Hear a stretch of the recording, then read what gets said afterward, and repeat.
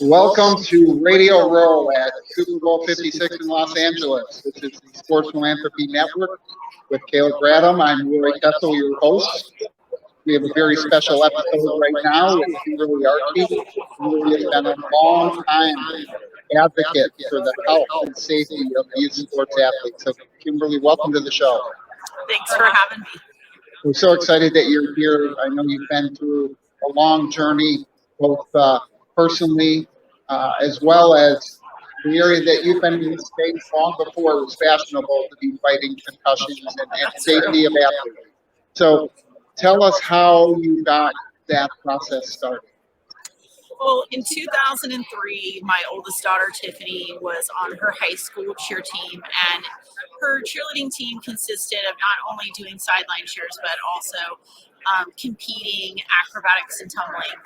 And so she enlisted in gymnastics to improve her gymnastic skills, and she broke her arm on the trampoline because they allowed another kid on at the same time as her. And so when she landed to do her back handspring, she ended up with a double compound fracture. And I happened to be there writing the check like a typical parent, for your kids' lessons. And they had no emergency plan. Nobody knew what to do. So we used a piece of carpet to make a sling. And I picked my kid up and drove her to the ER myself. And the doctor had marked off that it was child abuse as negligent supervision. So our insurance didn't cover any of the injury or rehabilitation, so I had to pay for it out of my own pocket. So I was technically a just ticked off parent. And so I started making calls, and I expected to call, the Title IX office in Seattle, or, talk to my congressman or whatever, or talk to the principal, and everybody was going to want to help and solve it. And instead, everybody said they were following the rules and doing everything right. And I was like, well, that's great, but we have a really big problem. And so eventually I retired from my regular business and became a full-time advocate for kids in sports. Kimberly, when we first met, I think it was back with the National Council of Youth Sports Safety at an event in Atlanta. Coincidentally, just got put at the same table, and we were doing a lot of concussion space. And that was probably definitely before one of the biggest changes in your life, Paul, and everything that happened. I know it's a very difficult situation to talk about, but I think it's important for everybody to understand. You were involved in this long before that situation, right? But that certainly amplified and accelerated your feelings about this area. Oh, yes.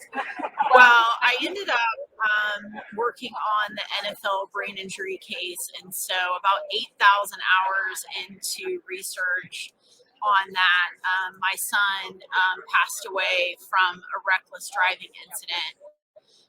And when the police called and described it, it reminded me of like when Junior Seau drove off the cliff, or like when Justin Sterling, killed himself driving crazy, and other former players. And I thought, wow, he played from 7 to 15, and no other kid who had stopped playing that young had ever been found to have CTE, but it just didn't add up. So we had his brain sent to be examined, and we found out 7 months later that not only did he have CTE from only playing as a young kid, he only played 1 year of high school, so really his entire career was Pop Warner football. So parents who think that, just playing when you're a kid, there's no chance to have CTE, that's not true. And he never had a known brain injury, not in football, not in another sport, not even playing with his siblings. He's probably the only one. The other, my daughter had a number of brain injuries from, cheerleading, and kids often, get hurt just, falling off the slide or playing with friends or whatever. So you don't need a concussion or a brain injury, a single incident, to get CTE. And the other thing that we found with his brain examination is that he had extensive brain damage, like not just this new disease that was pushed under the rug from boxing and now being looked at again, but he had a thin corpus callosum, which is where your left and right brain hemispheres are connected. So does that make sense that if you're constantly getting hit and, oh, wow, doesn't look good anymore. He had damage in his amygdala, and his left ventricle was just enlarged, like you would expect to see in a 70-something-year-old man. And all of those are sort of central to where, you would see energy have to be dispersed in the brain from repetitive hits. So it wasn't really shocking. All the places that he had brain damage is where they had seen it in the hundreds of brains that they had looked at in professional athletes. And so that was 2014. And so we launched Faces of CTE 3 years later at Super Bowl on Media Day in Houston. And we started CTE Awareness Day. And we wrote this book, Brain Damage, 2-Minute Warning for Parents. Tells the stories of various athletes that were found to have CTE, not just in football, but the first bull rider to have CTE. I mean, people don't realize that bull riders are at extreme risk for brain damage, including CTE. Soccer, hockey, the brain doesn't know the difference between one hit or another. So, whatever name of the sport it is, if we're exposing people to constant repetitive hits, especially the younger the age, the greater the risk. Kimberly, I'm going to ask you to hold that book up one more time in front of the camera. The name of that book is Brain Damage. Kimberly, if people want to get their hands on that book, how can they obtain it? They can get it on Amazon, online. If they just Google Brain Damage book, they can easily find it on the internet. It's all over. But Amazon's probably the easiest since everyone has Amazon Prime. You talked about identifying causes of CTE, and that the brain doesn't understand the difference between a hit from football versus hockey versus somebody in volleyball hitting their head on the floor or anything else. When you have done all of your research on CTE and looked at that, I think there's a lot of people that try and correlate CTE with the number of concussions. But typically, I think the research has shown it's more correlated with what? Right. So what I tell people is think about your, brain health in its totality. So a concussion or concussions would be one category. Repetitive hits would be another category. And then exposure to emotional trauma would be another category. And then environmental trauma as well. And so it's kind of like an algebraic equation. You got A plus B plus C plus D. It's not just how many concussions did you get. Have you had a history of concussions? You have to look at the totality of your brain health. We launched a program called Every Hit Counts. And basically, it's a PDF that people can get online on our website, or they can find me at Kimberly Archie on Twitter and ask me for it. But it's a PDF printout, and you can answer all the questions on it. And it just goes over every different way that you could have been exposed to brain trauma or brain injury. So you can share it with your primary care physician or any specialist, because they're likely not going to do a thorough enough background on your exposure. And we present it to folks who work with at-risk youth, because of the number of kids in that category that have unrecognized brain trauma, and not being able to recognize that is one of the reasons why they get stuck in the system and continue to have more issues that put them, at risk for more brain injury, more brain trauma. Kimberly, you're an expert in the field. We talked about why this is important, but go ahead real quick and just sort of run through your credentials, because you know your stuff. Well, I'm primarily self-taught expert, which always drives everybody crazy besides me. But I was a cheerleader and also a cheerleading coach, and as well as an official for acrobatics and tumbling. And then I have been a liability expert in 75 cases, as well as the one that people probably heard about the most related to brain injury in kids would be the case against U.S. Soccer, where we removed headers for kids 10 and under and count and limit hits from 11 to 13. So I helped write the legal arguments for the mediation for the resolution of that lawsuit for those athletes. And not only that, but you really are working as an advocate for children for exploitation in sports. This is more than concussions. This is, go ahead and run our listening audience through how big this is. So when my daughter got injured, I started tracking catastrophic injuries for kids because there's no general reporting system for any type of injuries.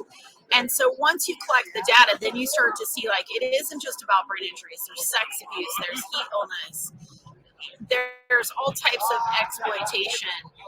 Think about Little League, for example. You watch their games on ESPN, and that's so cool that those kids get to be on there, but how come they're not paid? If they were child actors, they'd be getting paid for that. So what's the difference? So the exploitation can even go beyond health and safety. The fact that their name, image, and likeness is being used or exploited is not fair to the child in the long run. And you see at times where kids go viral in some of those incidences, and they have to deal with either the good or the backlash of going viral. But they took this risk and got no reward, in return. So some of our advocacy includes, the fight you saw at the college level. Haley Hodgson, who was a Stanford volleyball player, really took the lead as the athlete advocate to testify on behalf of athletes to get the name image bill into law here in California, which set off what we now see kids getting paid left and right at the college level, and that should have never been stopped in the first place. And just that change alone will make a huge difference for athletes, not just in the exploitation, but that stuff feeds back into the health and safety again. The more platform and voice you give athletes, the better their rights are going to be across the board. So they're not separate. You've been very outspoken, obviously, against the risks from a young age. You put together probably one of the biggest lawsuits against the sport of football. I know that's in your heart and passion. Talk a little bit about how that came together and the other moms that you joined forces with to take on the establishment. So right after my daughter got injured in cheerleading, a friend gave me a book called Raising the Bar, and it was about Justice Ruth Bader Ginsburg's excellent work at the ACLU using litigation to further women's rights. And so I read the book and I was like, hey, that's what I'm going to do, except for I'm not Ruth Bader Ginsburg and I'm not even an attorney. But the concept of, hey, there have been people that you could name when you think of civil rights, when you think of women's rights, when you think of different things that have changed in society, you can attach that to a person and say, oh, hey, they championed this cause. And when I tried to find who it was that was championing kids in sports, there wasn't anybody. And that was shocking to me. And so I eventually enrolled in some night classes and took some legal classes and began my work on all these various different cases, and eventually worked on all different types of cases. I've been a football helmet expert. I've been a cheerleading expert dozens of times, gymnastics, dance, various different things. And eventually we filed a lawsuit against Pop Warner Football on behalf of my son and another football player named Tyler Cornell, who also only played Pop Warner in high school and was found to have CTE. And we litigated for almost 6 years. We did get our case thrown out. The judge, 3 weeks before trial, deemed that Dr. Amalu, who most people know as who Will Smith played in the concussion movie, was our CTE expert. And our judge said he was not qualified to testify on behalf of CTE. So that's how our case was thrown out. We did appeal it to the Ninth Circuit, as well as asked for an en banc full panel. And the good news is through that, we finally did find the needle in the haystack, which is how to properly argue to the courts and meet the federal standard for evidence, which is pretty difficult, on causation, specific causation, and how insanity and brain damage leads to impulsivity whether it's literally killing yourself on purpose in a specific way, or whether you're being reckless and end up dying in the process. We're now able to make a better argument for that for the cases going forward. So we sort of lost the battle and we're going to win the war type of thing. And so, you know, it was just like in sports, which is, you know, the irony of it all. You learn so much more from your losses than you do your wins. And, you know, you want to peak at the right time. And so that's exactly what we're doing with our advocacy on, you know, behalf of kids. And so we just continue to leverage litigation and social media, and the fact that, you know, because of even COVID, people understanding public health in a way that they never have before. And that's going to make a difference going forward for safety for kids. Well, Kim, you've done an amazing job keeping this issue at the forefront. You talked about the specific causation issue, which we know from a legal perspective is a very challenging thing. One of the reasons that a lot of the NFL lawsuits were settled was the difficulty in establishing whether those brain injuries resulted from youth sports, high school sports, college sports, pro sports, or we'll call it lifestyle, other drugs, alcohol, other areas. Very hard to prove those things. Well, and we also have the issue of racism and CTE, which we haven't really, as a society, gotten into that particular issue yet. I always say if Johnny Cochran were still alive and I could have rattled his cage early on during the NFL case, we'd be looking at a whole different narrative, because we would have discussed that it was okay in American society since the creation of our country to give Black men brain damage or give all Black people brain damage. So when you had former players early on doing things that didn't seem normal, it was blamed on racial stereotypes, like they didn't have a father, or they don't know how to manage their life, or they had previous mental health issues, rather than saying, oh, hey, they took 10,000 hits in a helmet that was never made for them when they were a child and never tested. To this very day, football helmets are not tested for the standard based on how the intended user is going to use it. There's more federal regulation on a toy football helmet for a Halloween costume than the one that NFL players will wear in the Super Bowl on Sunday. Kim, I feel like you're taking me to church. I'm so grateful. These are the things that we need to get. He's like, oh, what? We need to get gritty with the truth, and we need to publicly force change. I mean, that's the only way it's going to really, flip. It's like Guardian caps. They put those out 20 years ago, and everyone blocked it. NOXI blocked it. The National Federation of High Schools blocked it. And luckily, that company didn't fold or give up on that product, and they just kept giving them away or selling a few or whatever. And now the NFL finally agreed to let players wear them in practice, and now practically every college team wears them. Now they can sell them. Nobody's stopping it. So it's these kinds of things. Until we have real conversations, how are we really going to make progress? We're just going to make rule changes that look good, that are window dressing, and tell people that we made a difference? Or are we going to do stuff that actually lowers the number of incidences that we see, like Junior Seau? I mean, how could people forget that he shot himself in the chest? And he was who's a bigger warrior than him in football? Like, could someone tell me? Like, if they got somebody, let me know. If it took him, it can take anybody.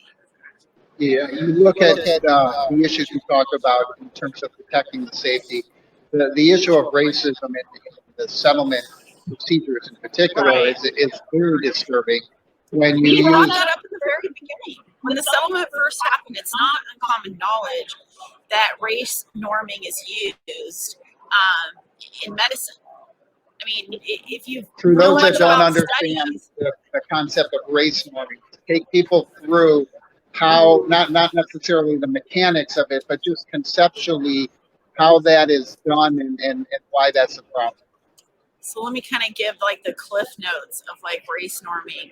I mean, basically they're saying like the baseline of a Black person's intelligence is lower than a white person. So once they test a player for their cognitive scores as, let's say they're 60 years old now and they played 5 years, X number of years ago.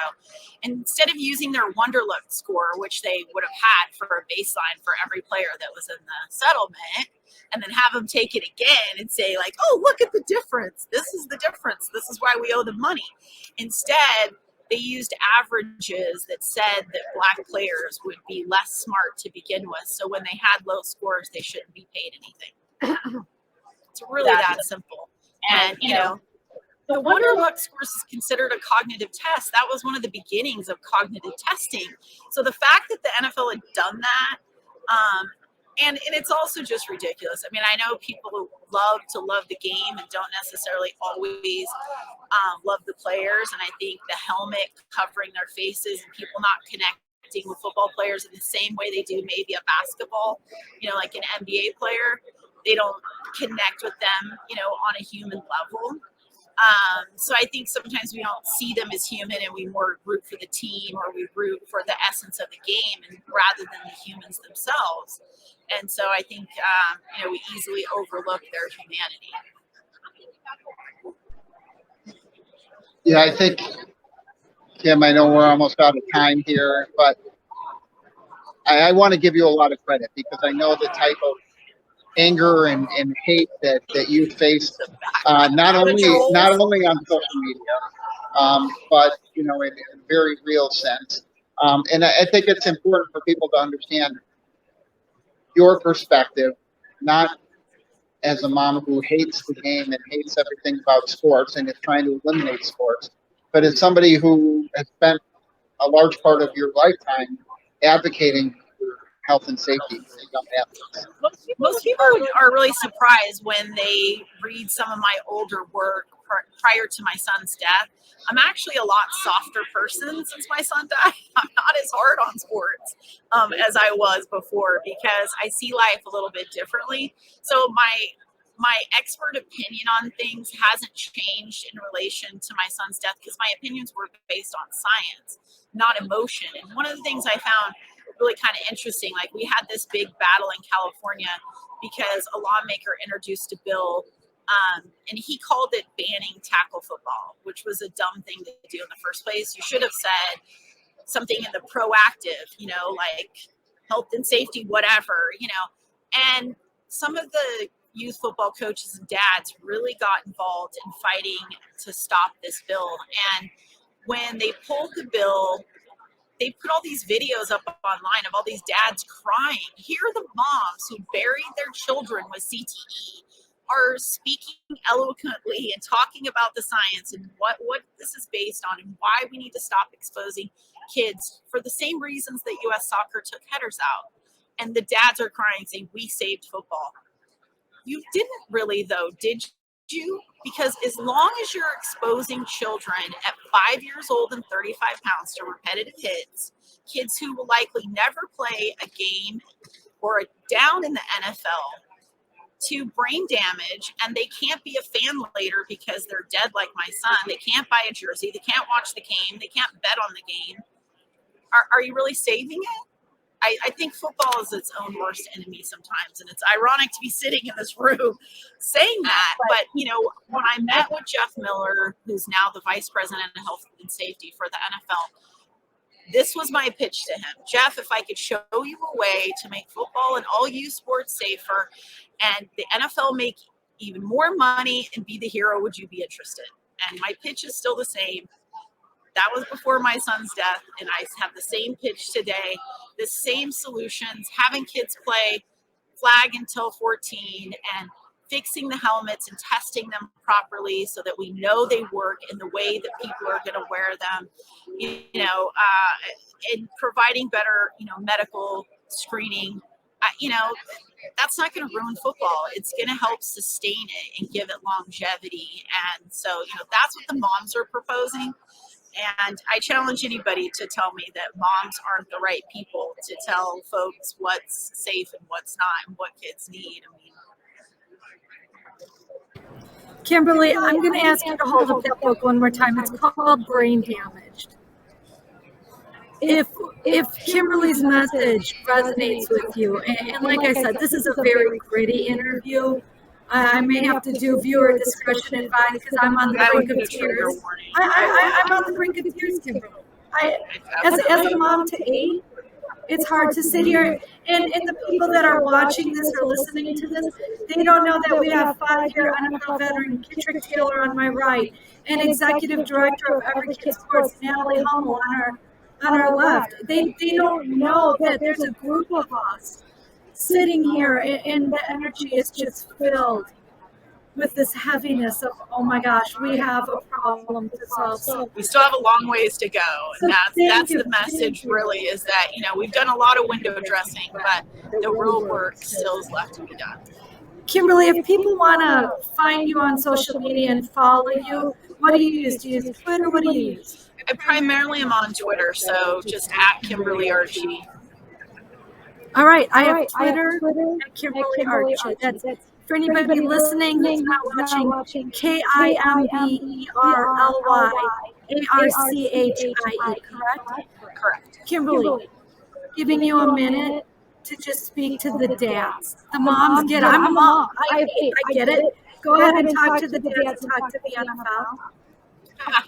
Talk to the NFL. Oh, don't Maybe a lot more than a minute to talk to the NFL. wait. This is a family-friendly podcast, so no grandparents, okay? Yeah, I didn't swear at all today. My mouth was very good. My message to dads is, tap into not just the emotion, anger that you've been told you're allowed to have, but tap into your other innate emotions and, look at the whole spectrum of the child and realize that the things that we were taught, aren't necessarily right anymore. I mean, I ran suicides as punishment when I did sports as a kid. We don't do that anymore. You don't want to run a kid doing a suicide and they have heat illness or heat stroke and die, and you've got to testify why you called it a suicide and ran them like that. So I would just say, think about, we're no longer sitting in the back of the pickup truck riding down the freeway anymore. We don't allow that. We wear seatbelts. So 2022 is a new day and age, and we need to apply those things to sports too, and realize that kids are more important than the games that they're playing. Kimberly, thank you so much for joining us today. I know it's a very emotional story, but I also know this is a battle you were fighting long before Paul's death, and I know that his memory is enhanced by the work that you're doing and helping other parents avoid what you and Joe have gone through in this battle. So congratulations on everything you're doing. Sports Philanthropy Network is here to help and expand that message. We believe it's important. There's so many ways to help reduce the impacts and the damage on young athletes, not only in concussions, all kinds of other areas that need to be addressed. Easy to talk, right? And that's all we can do right here today. But there's a lot of work to be done behind the scenes to really make meaningful changes and get some of this legislation passed and get organizations on board with reducing those risks for kids. So I want to thank you for coming on, and I'm going to let Kayla close out the show. On behalf of Roy Kessel and myself, I want to thank Kimberly Archie for being gritty. I'm gonna change your name to Gritty, because that's what you're doing. You're keeping it real, and I think we need to have very real conversations about this. Joining us live from Radio Row in Los Angeles, California, Roy Kessel and myself, along with Kimberly Archie, reminding you to live generously. Thank you, Kimberly. Thanks for having me.